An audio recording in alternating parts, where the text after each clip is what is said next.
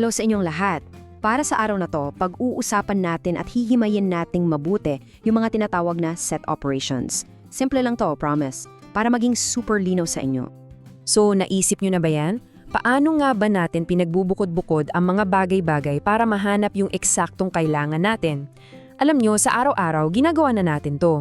Halimbawa, pag gumagawa kayo ng music playlist o kaya pag sini-check nyo yung mutual friends nyo sa social media, well, yung logic sa likod niyan, yan mismo yung set theory at yan ang aalamin natin ngayon.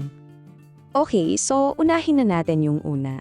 Ito yung tinatawag na intersection. Ang simple lang ng ibig sabihin nito. Ito yung paghahanap natin ng mga bagay na common o yung pagkakapareho sa dalawang magkaibang grupo. So yun nga, intersection. Ito yung koleksyon ng lahat ng elements na common sa dalawang sets. Isipin nyo na lang na parang overlap. Kung ano yung parte ng set A na parte rin ng set B, yun. Sila yung nasa gitna. Okay, mahalaga to. Ano yung simbolo niya? Ang simbolo ng intersection ay parang baligtad na letter U. So kapag nakita nyo na nakasulat yung A, tapos yung baligtad na U, tapos B, ang pagbasa dyan ay A intersect B. Ulitin ko ha, A intersect B.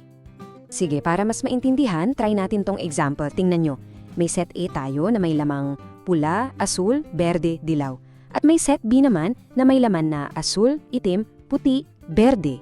Sige nga, bago ko sabihin yung sagot, ano sa tingin nyo yung intersection? Anong mga kulay ang parehong nasa set A at nasa set B? Ayan na, ang sagot ay asul, berde. Tama ba kayo? Kasi yung asul at berde lang yung mga kulay na makikita nyo sa parehong listahan. So, yun na yung A intersect B. Ang dali lang, di ba? Okay, move on tayo sa pang-alawang operation. Kung yung intersection kanina ay tungkol sa kung ano yung pareho, ano naman kaya itong tinatawag na union? Well, kung yung intersection ay overlap, ang union naman ay pagsasama-sama ng lahat. Kinukuha mo lahat ng element sa unang set, tapos kinukuha mo rin lahat sa pangalawang set at pinagsasama mo sa iisang malaking grupo. Pero may isang rule, bawal ang doble, kaya lahat ng unique elements lang ang isusulat natin. At ito yung simbolo niya. Madali itong tandaan kasi mukha siyang malaking letter U. U for union. So pag nakita nyo yung A, tapos yung U, tapos B, ang basa dyan ay A union B. Simple, di ba? A union B. Sige, isa pang example para klaro. This time, prutas naman. Set A natin ay mansanas, saging, dalandan. Ang set B naman ay saging, ubas, kiwi. So, ano kaya ang A union B dito? At ang solusyon ay mansanas, saging, dalandan, ubas, kiwi. Kita nyo, pinagsama lang natin lahat. Pero pansinin nyo ha, yung saging na nasa parehong set, isang beses lang natin sinulat. Kasi yun yung rule sa sets eh. Laging unique dapat ang elements. Walang paulit-ulit. At bago tayo tumuloy sa susunod, gusto ko lang mag-pause sandali para batiin ang mga estudyante ng Romblon State University.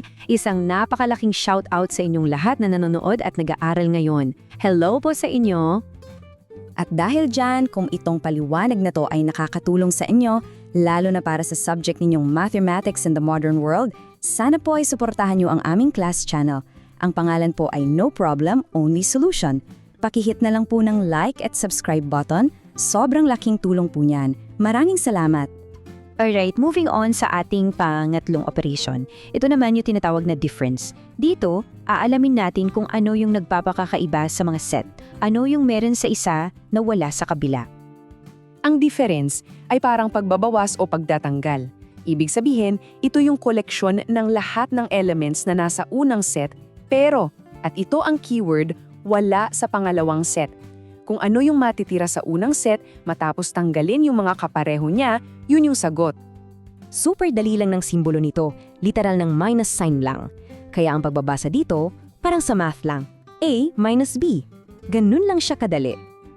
Okay, dito sa difference, ito ang pinakadapat ninyong tandaan. Sobrang mahalaga ang pagkakasunod-sunod, hindi tulad ng intersection at union. Tingnan natin. Sa A minus B, titingin tayo sa set A, tapos aalisin natin yung mga numerong nasa set B din, which are 4 at 5. Ang matitira sa set A ay 2, 8, 9.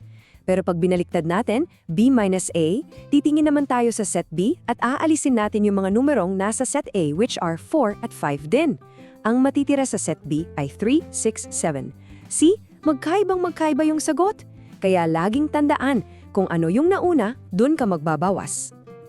At para sa ating huli at pang-apat na operasyon, meron tayong complement. Para mas maintindihan natin to, kailangan muna nating ipakilala yung isang mas malaking konsepto, yung tinatawag na universal set. So ano ba tong universal set? Isipin nyo ito yung universe o yung buong mundo ng lahat ng posibleng elements para sa isang partikular na usapan o problema. Ngayon, ang complement ng isang set, sabihin na nating set A, ay lahat ng elements na nasa loob ng universal set pero wala sa set A, bali lahat ng nasa labas niya. At ang simbolo nito, tingnan nyo. Yung A na may parang kudlit sa taas, ang basa dyan ay A prime. Minsan binabasa rin siyang A complement. Pareho lang yun. May mga libro rin na gumagamit ng maliit na C bilang exponent. So A prime or A complement, iisa lang ang ibig sabihin niyan. Okay, example tayo.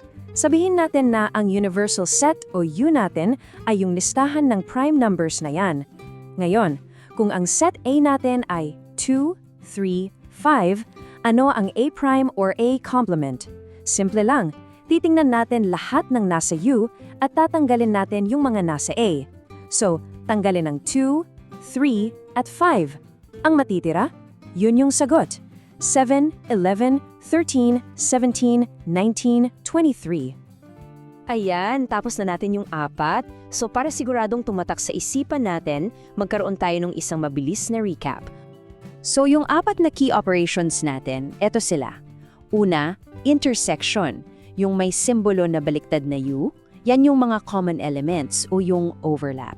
Pangalawa, union, yung simbolo ng letter U, yan yung pinagsama lahat.